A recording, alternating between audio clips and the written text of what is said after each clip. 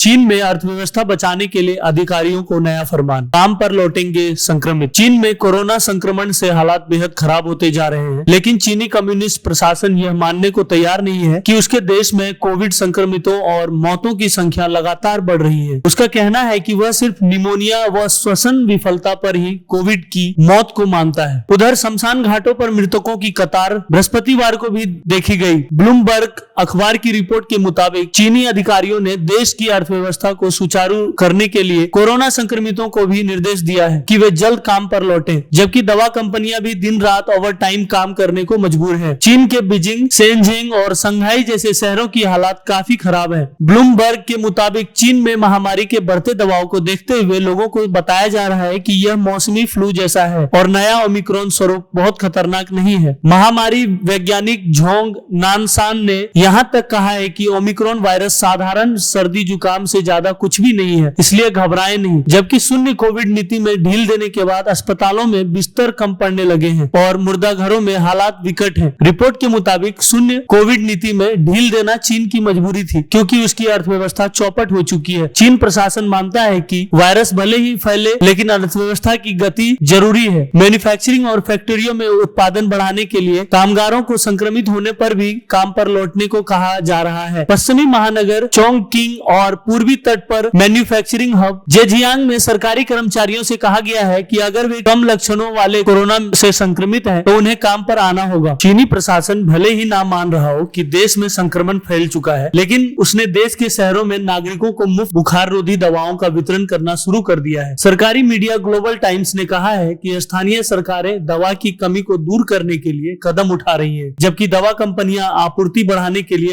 Over time काम कर रही है। रिपोर्ट के मुताबिक दक्षिणी चीन के डोंगगुआन प्रशासन ने कहा है कि शहर में 1 लाख इबुप्रोफेन टेबलेट आ चुकी है और इस हफ्ते 40 सरकारी दवा दुकानों में वितरित की जाएंगी। वुहान में 17 दिसंबर से रोजाना चिकित्सा संस्थानों और खुदरा फार्मेसियों को 30 लाख इबुप्रोफेन टेबलेट की आपूर्ति की गई है। दक्षिणी हेनान द्वीप और सानिया में मुफ्त दवा वितरण के लिए 18 फार्मेसियों को तैयार किया गया है। WHO ने जताई चिंता, टीकाकरण बढ़ाने का आग्रह। विश्व स्वास्थ्य संगठन WHO के प्रमुख ने कहा है कि वह चीन में तेजी से बढ़ रहे कोविड मामलों को लेकर बेहद चिंतित है। उन्होंने चीन से आग्रह किया है कि सबसे अधिक जोखिम वाले क्षेत्रों में लोगों के बीच टीकाकरण की गति को तेज गति से बढ़ाया जाए। उन्होंने रोग की गंभीरता, अस्पतालों में हो रहे दाखिलों और ICU की जरूरतों पर विस्तृत जानकारी देने की अपील करते हुए कहा है कि चीन में बन रही स्थिति को लेकर WHO बेहद चिंतित है। यहाँ गंभीर रोगों के मामले बढ़ते जा रहे हैं। चीन को मेडिकल देखभाल व स्वास्थ्य प्रणाली की रक्षा के लिए हमारा समर्थन जारी रहेगा। चीन के बाद अब दुनिया के दूसरे देशों में भी कोरोना के केस तेजी से बढ़ने लगे हैं। बीते 24 घंटों में दुनिया भर में 5.37 लाख मामले सामने आए हैं। इस दौरान कोरोना से 1396 लोगों की जान भी गई है। Bureau report, new India headlines.